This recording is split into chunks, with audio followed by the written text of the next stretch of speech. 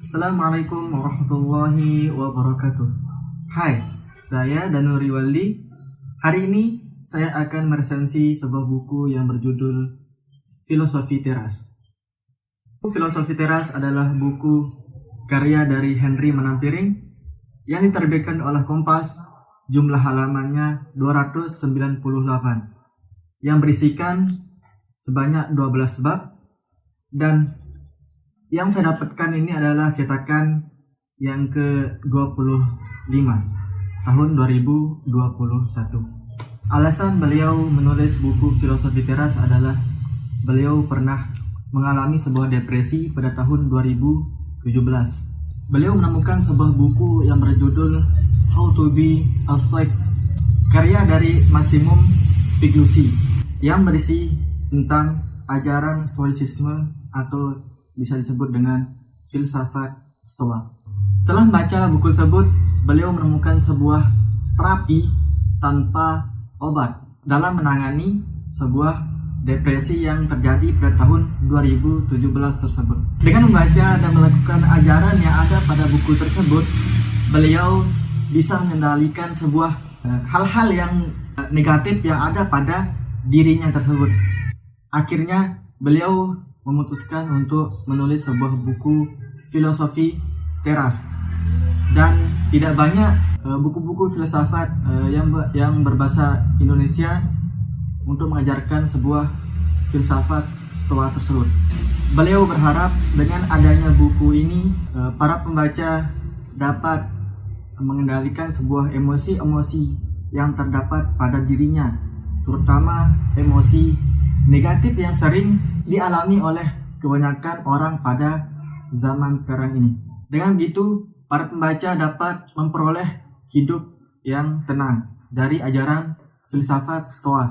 Filsafat Stoa adalah nama dari sebuah filsafat Stoicisme yang diciptakan oleh filsafat Yunani yang bernama Zeno. Stoa adalah tempat favorit Zeno dalam mengajarkan sebuah filsafat Stoicisme ini kepada para kaumnya, sehingga nama filsafatnya adalah filsafat Stoa. Alasan penulis memberikan sebuah nama Filosofi Teras adalah sulitnya penyebutan dari kata Stoicisme, sehingga penulis memberikan sebuah terjemahan yang awal mulanya itu adalah Stoicisme atau Stoa menjadi Teras. Penulis Filosofi Teras membagi tulisannya menjadi 12 bab yang sungguh menarik.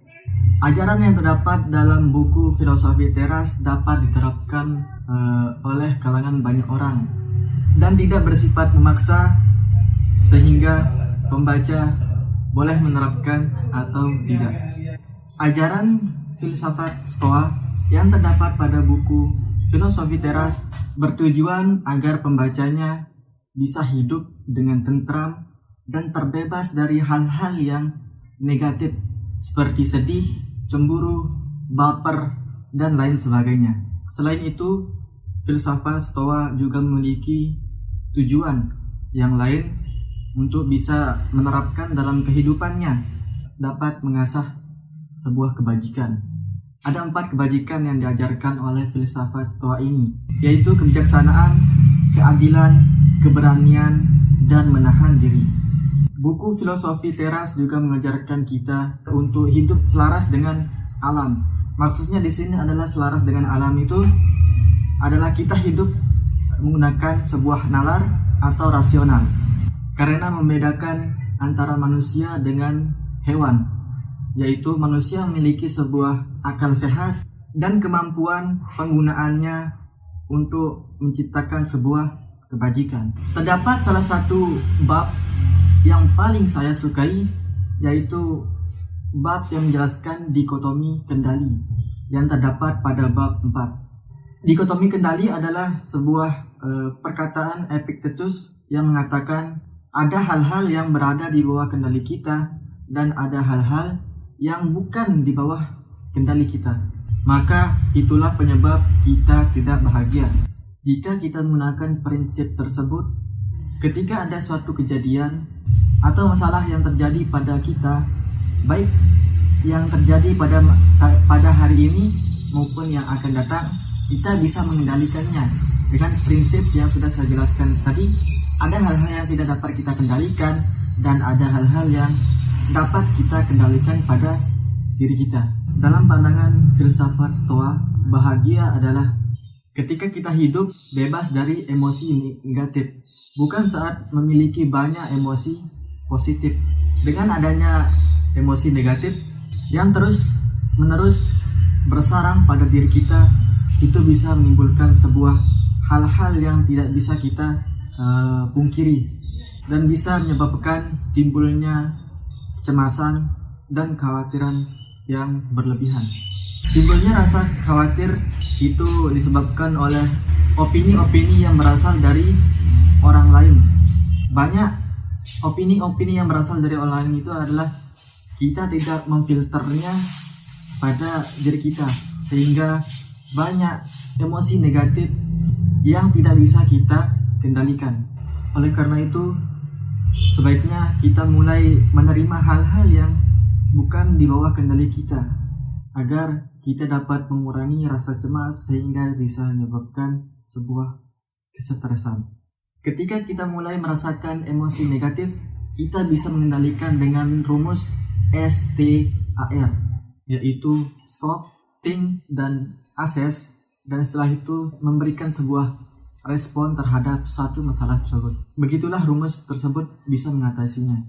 Filosofi teras sangat memperhatikan sebuah hubungan antar manusia. Dalam berkehidupan, ada saja orang yang dapat menyebabkan kita kesal, bahkan bisa membuat kita tersinggung akibat dari sifat menyebalkan. Terlebih lagi ketika kita melekat hidup dengan media sosial, kita bisa berkomentar sepuas apapun dan kapanpun, sehingga itulah yang bisa menyebabkan orang lain tersebut bisa tersinggung atas apa yang kita lakukan dengan komentar tersebut. Buku ini mengingatkan kita bahwa apa yang disampaikan oleh orang lain sehingga bisa membuatnya menyebalkan di mata kita, itu adalah hal-hal yang mereka tidak tahu, bukan mereka sengaja.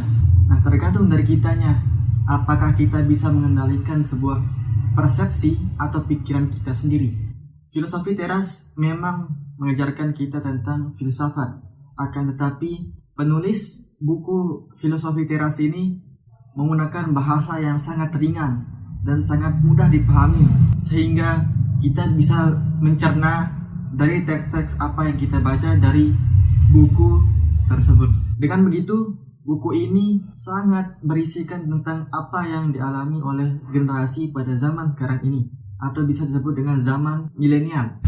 Namun isi atau beberapa pembahasan dalam buku ini diulang-ulang secara terus-menerus, sehingga bisa menyebabkan pembaca terasa bosan untuk membaca apa yang ada dalam buku tersebut. Terlepas dari kekurangan yang disebutkan tersebut, buku ini direkomendasikan untuk dibaca oleh para kalangan pada zaman milenial ini, sehingga bisa membuat kehidupan yang lebih tenang, lebih santai, dan tidak terlalu emosional.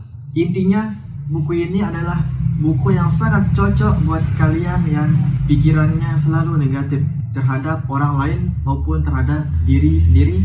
Intinya, buku ini sangat cocok buat kalian para generasi milenial untuk membacanya, baik yang merupakan sifat khawatir yang berlebihan, gagal move on, sering curhat kepada orang lain, bahkan marah-marah di berbagai media sosial.